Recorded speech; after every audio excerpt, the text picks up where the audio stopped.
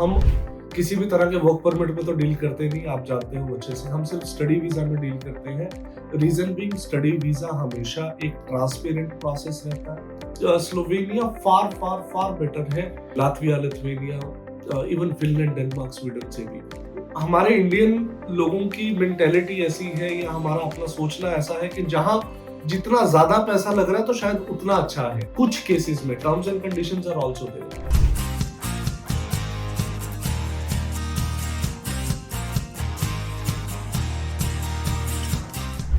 Hello everyone, welcome to Visa Spare Immigration YouTube channel once again.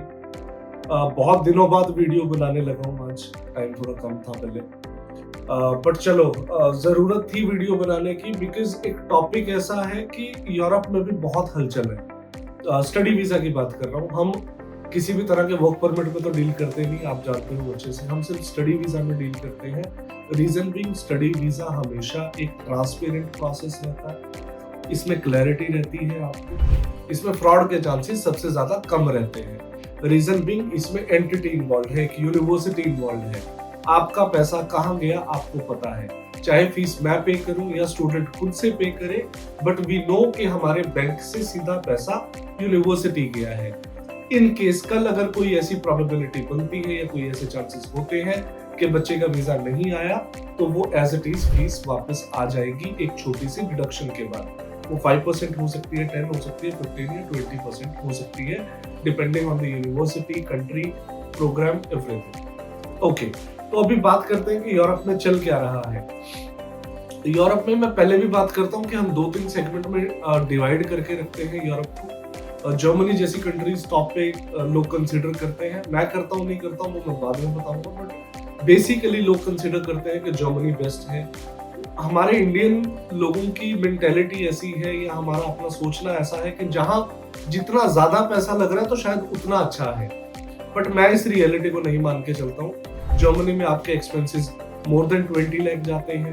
उसके बाद फिर एक मिडिल से का बजट हमारा आ जाता है, जिसमें फिनलैंड, डेनमार्क, स्वीडन जैसी कंट्रीज हमारी आ जाती हैं, जहां आप मान के चलो आपका 10-11 लाख से लेके 15 लाख रुपए तक का खर्चा आ जाता है। उसके बाद फिर एक थर्ड सेगमेंट की कंट्रीज आ जाती हैं, जिनमें हमारा 6, 7, 8, 9 लाख रुपए में स्टडी वीजा हो जाता है, जिसमें पोलैंड, चेक रिपब्लिक, लातविया, लिथुआनिया, ये वाली कंट्रीज हैं। तो अभी चल क्या रहा है, किस कंट्री में अप्लाई किया जा सकता है, कहाँ के लिए एलिजिबल हो, कहाँ आपको अपना पैसा लगाना चाहिए जाने के लिए, जो भी आप अपने एक्सपेंसेस करोगे, कहाँ आपको बेस्ट रिटर्न मिल सकती है। ये रिटर्न सिर्फ इस पर्सपेक्टिव से नहीं है कि आप जाओगे और आप पैसा कमा लोगे। हमें हर पर्सपेक्टिव से सोचना पड़ेगा कि आपकी एजुकेशन क्वालिटी होनी चाहिए, जाने के बाद आपके पास पीआर के ऑप्शंस भी होने चाहिए। ड्यूरिंग स्टडी आपके पास जो काम आपने करना है पार्ट टाइम, उसमें आपके एक्सपेंसेस इजीली निकले, नेक्स्ट ईयर की फीस इजीली निकले, और उसके अलावा आप कुछ सेविंग भी कर सको। अभी तक लातविया, लिथुआनिया जितने भी स्टूडेंट कर रहे थे, जा रहे थे, चीजें अच्छी थी,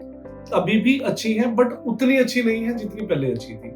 मैं ये क्यों बोल रहा हूँ कि लातविया के केस में अगर मैं बात करूँ तो लातविया में हमारे पास, जिसमें हम डील करते हैं, 3 से 4 पब्लिक यूनिवर्सिटीज में डील करते हैं और 1-2 प्राइवेट यूनिवर्सिटी में डील करते हैं। जैसे ही इंडिया मार्केट में हमारा कनाडा, ऑस्ट्रेलिया, यूके, यूएस ने वीजा देना कम किया या वीजा या स्टडी के जो एक्सपेंसेस हैं वो बढ़ गए, फॉर एग्जांपल कनाडा के केस में जीआईसी बढ़ गई, तो अब बच्चे वहां उतने ज्यादा नहीं जा रहे हैं। बच्चे ऑल्टरनेट ऑप्शन चाहते हैं, क्वालिटी एजुकेशन चाहते हैं। तो हमारी मार्केट में जब इनकी डिमांड कम हुई तो सब लोगों ने फिर यूरोप की तरफ देखना शुरू कर दिया। यूरोप में जो बहुत कम पैसों में ऑप्शंस हैं वो यही लातविया, लिथुआनिया, पोलैंड वगैरह के ऑप्शंस हैं। इन ऑप्शंस में अब डिमांड बहुत ज्यादा है, बहुत ज्यादा डिमांड है, बच्चे चाहते हैं जाना, बट वहां से सप्लाई कम है। फॉर एग्जांपल अगर कोई यूनिवर्सिटी है, वो यूनिवर्सिटी किसी एक इनटेक में 300-400 स्टूडेंट ही लेती है, तो उसने तो उतने ही लेने हैं। पहले जब कोई लातविया, लिथुआनिया और एजेंट्स नहीं करते थे और इमिग्रेशन कंपनीज लातविया, लिथुआनिया पे काम नहीं करती थी, कुछ एक पर्टिकुलर एजेंट्स थे जो इन एरियाज में फोकस रखते थे, उस केस में डिमांड एंड सप्लाई बिल्कुल इक्वल सी चलती रहती थी, जिसमें एक अच्छे लेवल का बच्चा, वेल जो डिजर्विंग जो कैंडिडेट होता था, जिसके कॉम स्किल्स अच्छे हैं, एकेडमिक स्कोर अच्छे हैं, वो बच्चे इजीली अपने इंटरव्यू में अपीयर होते थे, इंटरव्यू क्लियर होता था और बच्चे इजीली स्टडी वीजा लेके चले जाते थे, कोई रिजेक्शंस नहीं आती। बट अब हर किसी इमिग्रेशन एजेंसी ने एजेंट है जो हमारे कंसल्टेंट है, कनाडा ऑस्ट्रेलिया ना होने की वजह से लातविया लिथुआनिया को थोड़ा ज्यादा प्रमोट करना शुरू किया। अब यूनिवर्सिटीज के कैंपस तो उतने ही हैं, एक साल में कोई नई नई यूनिवर्सिटीज तो बनके नहीं आई सामने।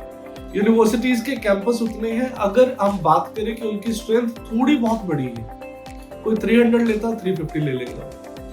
बट पहले जहां उनको 500 बच्चों में से 200 बच्चे सिलेक्ट करने होते थे इंटरव्यू में जिनको एडमिशन देना होता था, अब 2000 बच्चों में से उनको 200 बच्चा सिलेक्ट करना होगा। तो कोई भी यूनिवर्सिटी किसी भी कंट्री की सबसे पहले तो ये चाहेगी कि वो करीम जो बच्चा है, जो बहुत अच्छा बच्चा है, जिसके कॉम स्किल्स बड़े अच्छे हैं, जिसकी फाइनेंशियल कंडीशन बहुत अच्छी है, जो एक्चुअल जेन्युइनली स्टडी के लिए आना चाहता है और जिसका गैप कम है, जिसके सारे डाउट्स क्लियर हैं, आई मीन जो जेन्युइन स्टूडेंट है, जो जाना ही चाहता है, उनको प्रेफरेंस देगी, ना कि उन बच्चों को प्रेफरेंस देगी जिन बच्चों के पहले गोल कुछ और थे और अब गोल कुछ और।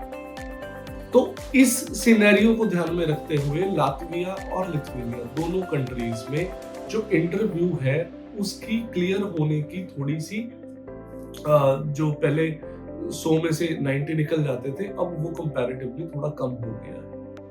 अब अच्छा बच्चा जिसके कॉम स्किल्स अच्छे हैं, एकेडमिक स्कोर अच्छा है, फंड्स अच्छे हैं, वो सारे पैरामीटर्स को ध्यान में रख के यूनिवर्सिटी इंटरव्यू लेती है, उसके बाद क्लियरेंस मिलती है, उसके बाद इंटरव्यू क्लियर होता है और बाकी का प्रोसेस फिर किया जाता है। और एम्बेसी भी इस पर्सपेक्टिव से देखती है कि टोटल नंबर ऑफ स्टूडेंट कितना आना चाहिए, क्योंकि यूनिवर्सिटी तो एक टाइम पे अगर उसके पास 300 एप्लीकेशंस हैं, 300 बच्चों की रिक्रूटमेंट करनी है और उसको दिख रहा है कि उसको 1000 स्टूडेंट या 2000 स्टूडेंट मिल रहा है, वो एक्सीड कर सकती है। वो 300 से 350, 400, 500 बच्चों को जो ऑफर लेटर है वो इशू कर सकती है, उसके बाद उनकी ट्यूशन फीस भी ले लेगी। But at the end of the day जब आप एम्बेसी जाओगे, एम्बेसी में इंटरव्यू होने हैं, वहां पे हमने ऐसे ऐसे केसेस इस बार देखे हैं जो वेल डिजर्विंग कैंडिडेट थे, जो स्टूडेंट्स थे, उनके केसेस में रिजेक्शंस मिली है। शायद कहीं इशू था उनकी टाइमिंग्स का, या कुछ भी कह सकते हैं उनकी किस्मत थी, जिस मोमेंट पे वो गए उस टाइम एम्बेसी किस तरह से फाइलों को देख रही थी, कितने वीजाज उस टाइम पे उन लोगों ने देने थे, कितने वीजाज वो ऑलरेडी अप्रूव कर चुके थे, तो इन सारे पैरामीटर्स के हिसाब से रिजेक्शंस मिलनी शुरू हो चुकी हैं। जो पिछले साल या उससे पिछले साल या उससे पिछले साल, पिछले 3-4 सालों में कभी रिजेक्शन नहीं मिलती थी। हमारा खुद का स्कोर भी मोर देन 99% रहता था, there was no rejection. But अब रिजेक्शंस हैं, और रिजेक्शंस होने का रीजन ये है कि बहुत सारे स्टूडेंट अप्लाई कर रहे हैं, उसमें से बहुत अच्छे स्टूडेंट्स को यूनिवर्सिटी इंटरव्यू क्लियर करके देती है, उसके बाद फिर एम्बेसी भी उनको बहुत ध्यान से देख रही है, उनके मोटिव चेक कर रही है, उनके फाइनेंशियल चेक कर रही है, उनके आइडियाज हर कुछ चेक कर रही है। सारे डॉक्यूमेंट सही जेन्युइन होने के बाद भी वीजा आपको मिले, वो थोड़ा डाउटफुल हो चुका है। ऐसा नहीं है कि बिल्कुल वीजे आने बंद हो गए, वीजे आ रहे हैं, still success rate is more than 75-80%, but rejections आते हैं। उस केस में ये मैटर नहीं करता कि स्टूडेंट ने ट्यूशन फीस खुद से पे करी थी या हमने पैकेज केसेस में खुद से उनकी ट्यूशन फीस पे करी थी, पे की थी, अब उसको डिडक्शन के बाद 2, 3, 4, 5 महीने लेके वापस आएगी और उसमें बहुत सारा नुकसान होता है, चाहे हमारा अपना नुकसान है, चाहे हमारा स्टूडेंट का नुकसान है। तो नुकसान तो पैसों की टर्म्स में होता ही है। उसके अलावा नॉन रिफंडेबल एक्सपेंसेस भी हर स्टूडेंट पे बहुत सारे होते हैं, जैसे हेलो वेरीफाई है, आपके डॉक्यूमेंट अपोस्टाइल होते हैं, आपके हेल्थ इंश्योरेंस है, इंटरव्यू टिकट है, एम्बेसी फीस है, एप्लीकेशन फीस है, तो वो सारे पैसे भी वेस्ट होते हैं। तो अगर आप यूरोप अप्लाई करना चाह रहे हो, आप किसी एजेंट के कांटेक्ट में हो, हमारे कांटेक्ट में हो, या अपनी सेल्फ स्टडी कर रहे हो अभी अप्लाई करने से पहले, तो आपको इन सारे पॉइंट्स का ध्यान रखना पड़ेगा कि आपको कंट्री कौन सी चूज करनी है यूरोप में भी। तो लातविया लिथुआनिया आप चूज कर सकते हो, बशर्ते हमारे पास जो भी स्टूडेंट आते हैं, हमारा ये डील नहीं रहती है कि आप आए, हमने को आपसे कुछ पैसे लिए और आपका प्रोसेस शुरू कर दिया और बाद में रिजेक्शन लेके आपके हाथ पे रख दिया। अगर आप अप्लाई करना चाहते हो, आप अपना लेवल भी चेक करना चाहते हो, तब भी आप हमारी टीम को कांटेक्ट कर सकते हो। 2, 3, 4 दिन हम आपको मॉक टेस्ट लेंगे, आपको थोड़ी सी प्रिपरेशन कराएंगे, उसके बाद we will get an idea कि आपके इंटरव्यू क्लियर होने के चांसेस क्या है। वो भी कोई 100% नहीं होते, बट 90% से ज्यादा हमें क्लैरिटी आ जाती है कि वीजा मिलेगा या नहीं मिलेगा। उस केस में चाहे आप अपनी फीस खुद पे कर रहे हो या हम आपके ऊपर इन्वेस्टमेंट कर रहे हैं, वो बात अलग है। बट आपको स्टिल एक बार चेक कराना चाहिए किसी जेन्युइन एजेंसी, उस ऐसे जेन्युइन कंसल्टेंसी जो काफी टाइम से इस लाइन में है, जो यूरोप को काफी बारीकी से जानते हैं, जो वहाँ के डेलीगेट्स हैं, वहाँ की यूनिवर्सिटीज हैं उनके टच में, जिनको अपडेटेड नॉलेज है। ऐसे ही आप कहीं भी चले जाओगे, अप्लाई करोगे, आप अपना टाइम वेस्ट करोगे, पैसा वेस्ट करोगे, उसके बाद रिजेक्शन होगी, रिजेक्शन के बाद फिर हमें बहुत सारे फोन आते हैं और उन बच्चों के लिए फिर हम बहुत ज्यादा कुछ कर नहीं पाते, क्योंकि दोबारा हम क्या अपील डालेंगे फिर आपको, वही सारे डॉक्यूमेंट हैं, वही सारी चीजें हैं। उससे पहले अगर कहीं कमी होती है तो हम उसको ठीक करके और सही यूनिवर्सिटी और सही गाइडलाइन के साथ उस वीजा को निकालना कंपैरेटिवली इजी हो जाता है। बट अब इसमें डरने वाली भी बात नहीं है। इसके बाद हमारे पास एक ऐसा प्रोडक्ट है, दो हमारे पास ऐसे प्रोडक्ट हैं जो बेस्ट इन द मार्केट है इस टाइम। वो प्रोडक्ट है स्लोवाकिया और स्लोवेनिया। इन दोनों प्रोडक्ट के ऊपर मैं एक ब्रीफ वीडियोस बनाने वाला हूँ, स्लोवाकिया पे भी स्लोवेनिया पे भी। वो ब्रीफ वीडियोस आप एक बार जरूर देखना, उनको एक बार ध्यान से जरूर सुनना। उससे रिलेटेड और भी बहुत सारी वीडियोस हमारे चैनल पे हैं। स्लोवाकिया से रिलेटेड कम है क्योंकि स्लोवाकिया हमने अभी शुरू किया है। स्लोवेनिया से रिलेटेड बहुत सारी वीडियोस हैं, बहुत सारी नॉलेज है। अगर आप वो सारी नॉलेज लेना चाहते हो तो YouTube चैनल की और वीडियोस देख सकते हो। उसके बाद मुझे लगता है आपको डिसाइड करना चाहिए कि आपको यूरोप की कौन सी कंट्री चूज करनी है। मैं आपको थोड़ा मोटा मोटा सा बता देता हूँ कि स्लोवेनिया फार फार फार बेटर है हमारा ये Latvia, Lithuania, even Finland, Denmark, Sweden से भी। कुछ केसेस में terms and conditions are also there. अब ऐसे मत बोलना कि फिनलैंड, डेनमार्क बहुत ज्यादा अच्छे हैं। वो डिपेंड करता है प्रोफाइल कैसी है, किस तरह का स्टूडेंट है, उसका बैकग्राउंड क्या है, उसके गोल्स क्या है। तो बहुत सारी चीजें हैं, उनको ब्रीफ में एक्सप्लेन करूंगा स्लोवाकिया और स्लोवेनिया के बारे में। बट जो हमारे कॉमन स्टूडेंट हैं, जो साइंस बैकग्राउंड से नहीं है, जिनके मोर देन 90% नहीं है, और जो मोस्टली हमारे कस्टमर्स हैं, जो मोस्टली स्टूडेंट हैं जो जाना चाहते हैं, उनके लिए Slovakia, Slovenia will be the best option. I guarantee it with points, with proofs. मैं आपको ये सारी चीजें बताने वाला हूँ क्योंकि यहाँ पे बहुत सारे ऐसे बेनिफिट्स हैं जो और जगह पे नहीं मिलते।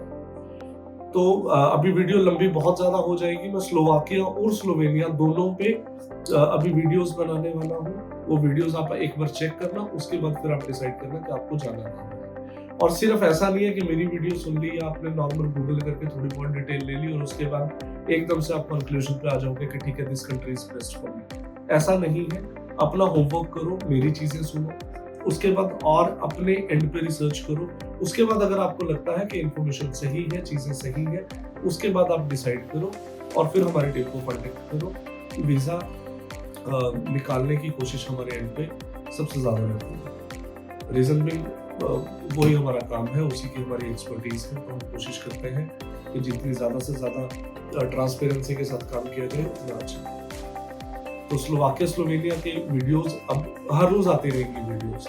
उसमें बहुत सारे बेनिफिट्स, वहाँ के बारे में बहुत सारी चीजें और वहाँ के बच्चों के फीडबैक, इवन उन बच्चों की वीडियोस भी मैं बीच में पोस्ट करूंगा, वो सारे आप चेक करते रहेंगे। But Slovakia, Slovenia are the best options right now और कम प्राइस में। So thank you so much for your time. Keep watching Visa Stay YouTube channel. Thank you.